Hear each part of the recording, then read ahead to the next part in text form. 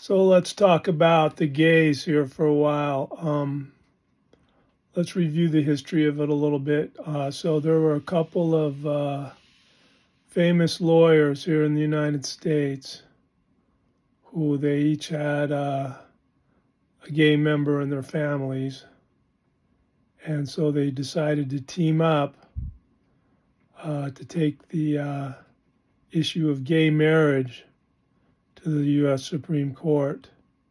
And the idea was if you had these two famous lawyers, uh, then it would give a sense of legal legitimacy to the concept. The contrast is, in Uganda, people asked the president, if he would be willing to meet with gays, and he didn't see any legitimacy in that. It seemed like a preposterous suggestion. And the same may have been true at one time in the United States. So what these two lawyers essentially did was, by taking it to the Supreme Court, they transferred their own status in the legal system onto the issue itself. And so the end result was that, gay marriage was legalized. And so that basically kicked off the Pride movement as we know it today. And in response, a lot of people decided that, we can support this. That's wrong. It's wrong to be mean to gay people. And so that seemed like a reasonable thing to a lot of people and a good deal. But then three things happened. Very quickly, there was the grooming children for the gay lifestyle at school, and people who they supported the Pride movement. They thought maybe it was an overreaction and it was just due to people who didn't accept the idea of change. Then there was the mutilation of children's genitals, and the whole trans thing being imposed on children, which is shocking, and a lot of people went into denial about that. They had supported the gay movement out of the kindness of their hearts. At least that's the way they saw it. But then here you have this contradiction, and then there's the movement to make it actually illegal, for professionals of any kind to suggest that being gay might be something you could cure. So how do we understand those three things?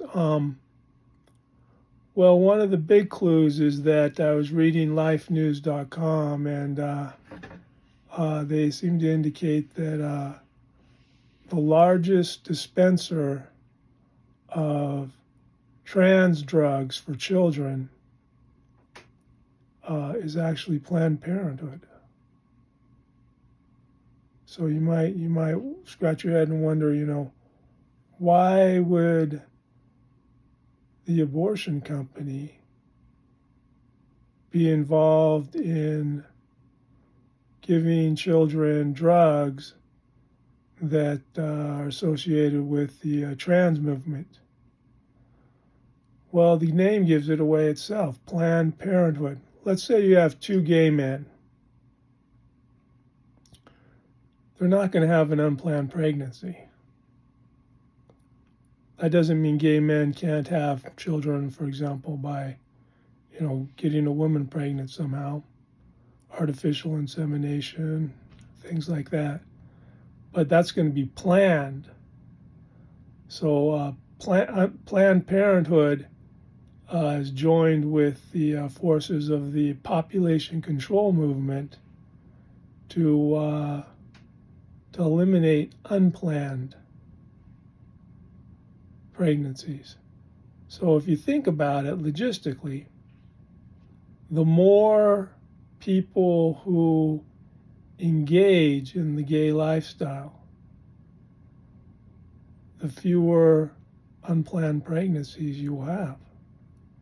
So that explains the grooming children for the gay lifestyle at school, because the more of their sexual drive you can divert to homosexual activity, then proportionately that will reduce their unplanned pregnancies. At least that's the theory. So with the trans,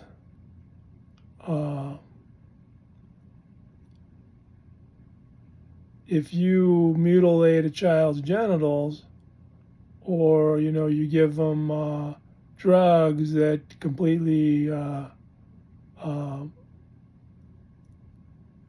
hinder the development of their reproductive capacity, then you are eliminating or hindering their reproductive potential. You're either taking them out of the reproductive picture altogether, or you're delaying it. So that would explain why Planned Parenthood is a big promoter of giving drugs to children to hinder the development of their reproductive capacity. So that's sad.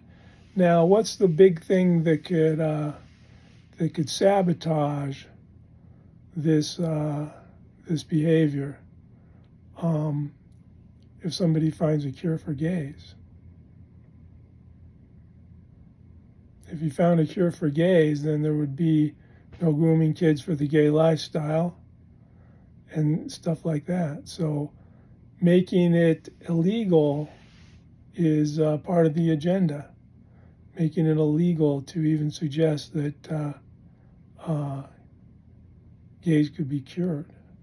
Now, the rationale for opposing any kind of belief that you could cure a gay is founded in the observation that psychology and psychiatry have not shown any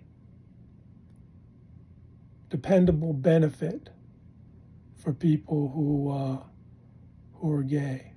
That, there's no actual conversion taking place. Gay conversion is a myth. But to look at it honestly, analytical psychology is a pseudoscience like tea leaf reading, and psychiatry is tea leaf reading on drugs. So no one should be surprised that tea leaf reading or tea leaf reading on drugs has never helped gay people. But that doesn't mean in any way whatsoever that real science could not find a cure. But the idea of completely stifling any effort to find a cure is part of the plan of reducing the population by encouraging more people to engage in the gay lifestyle, or to completely destroy or mutilate their reproductive capacity altogether. So that's sad. So now let's look into the science of it. So in my opinion, and I'm not a geneticist, but in my opinion, The reason why you're getting your garden variety gay, lesbian, and bisexual individuals is actually genetic, but not in the familiar gene sense. Instead, it's genetic in the less familiar gene activation sense. So what's happening here is that gay people and straight people have the same genes. The difference is that with the gay, the genes for interest in the opposite sex have not been activated. So there's an activation failure. With bisexuals, what's happened is that they've had partial activation, so they're kind of left in an in-between state. And that's why they exhibit the bisexual activity. Now, if you look at someone who's considered straight, they might not have 100% gene activation or their interest in the opposite sex. And so this would explain a lot of the hostility that can be exhibited toward gays or anything that seems like homoerotic or something like that. And the reason why is because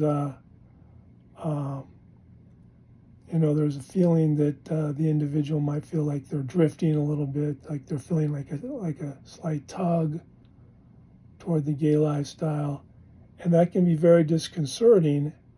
And the reason for the anger or violence or aversion is that the mating drive is a very powerful human instinct and is very important to our evolution. And so it's not surprising that the individuals would be defensive about anything that causes this drifting effect or this contradiction of what they know to be the proper sexual orientation. So looked at another way, if you have people who, they have near complete activation, but, like with this Grooming Gays at School program that, has been instituted in many places, if you actually encourage this, then more people who ordinarily would limit themselves to heterosexual expression would instead divert some of their sexual experience to homosexual expression. And that portion, which is diverted, would, at least in theory, reduce the number of pregnancies that occur. Also, if you use drugs to hinder the development of reproductive capacity, then you're going to be delaying the time at which the individual can first participate in a pregnancy causing relationship.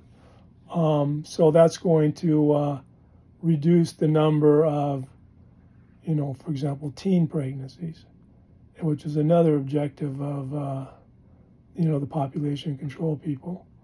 So you do have to be wise about this. You have to be on guard against it. And there certainly is no reason, if this hypothesis turns out to be true, that there's a gene activation failure, then there's certainly a possibility.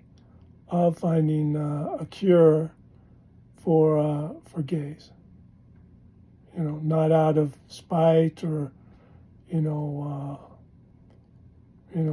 biblical belief or anything like that, but simply out of compassion for a medical condition that has a genetic basis. And it's actually interesting to think about because if this hypothesis is true, it's saying that that the straight person would be just as gay as the next gay person if his or her genes for interest in the opposite sex had not been activated like they should be.